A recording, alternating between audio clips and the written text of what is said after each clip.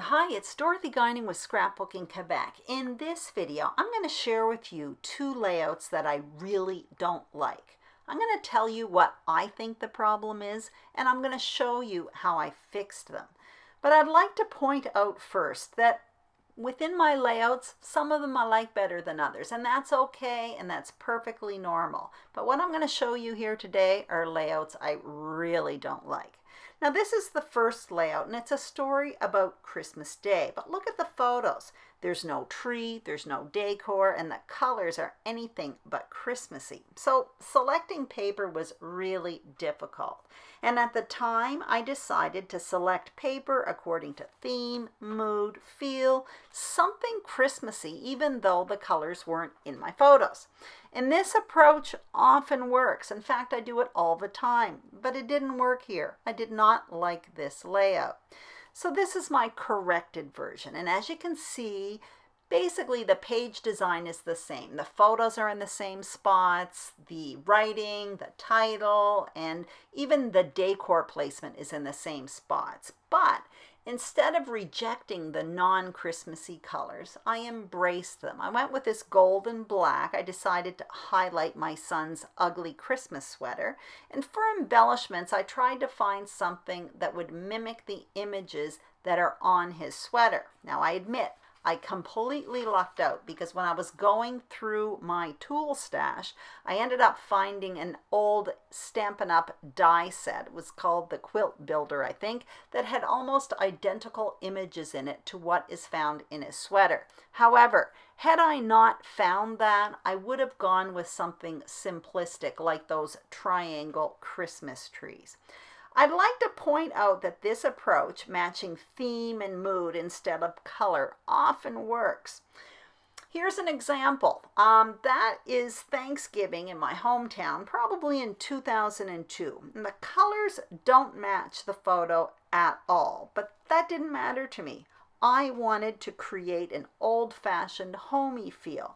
The flowers, the apron, the oven mitts, all of that reminded me of Thanksgiving when I was a kid, and that's what I wanted. Actually, there's a process video for that page, and I'll link it up below because I do talk a lot about paper selection in that one. Anyway, you can select paper according to colors in your photo or your mood or feel or theme of your layout, but there's one thing that overrides all of those rules, guidelines, and that is your gut feeling. If you like the layout, if you like the paper selection, if it feels good, then it's right.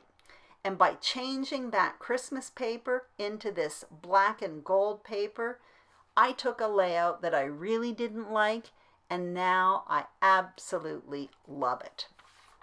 Now, this is layout number 2, and I love the photos in this layout, and contrary to the first page, these photos are actually well composed, but I don't like the pages.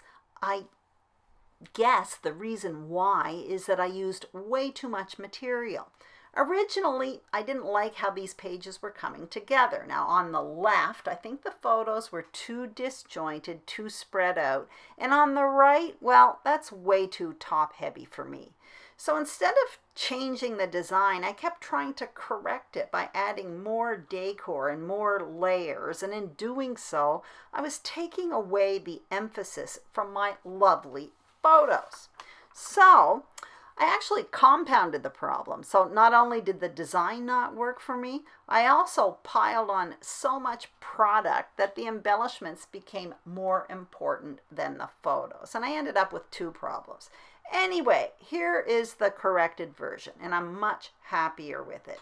Basically, I scrapped the page and salvaged the photos. And on the left, I grouped all of the photos together instead of having them spread all over the place. And on the right, I balanced the large photo towards the top with a heavier text and title towards the bottom.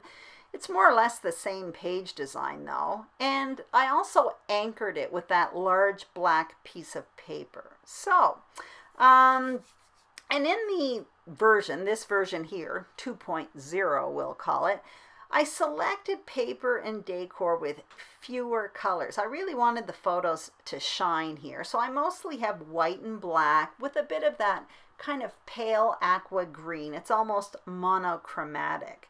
And there's very little decor if you look at it. I've got some word stickers as well as a few stickers that are also monochromatic within the same color. I really wanted the photos to shine on this page.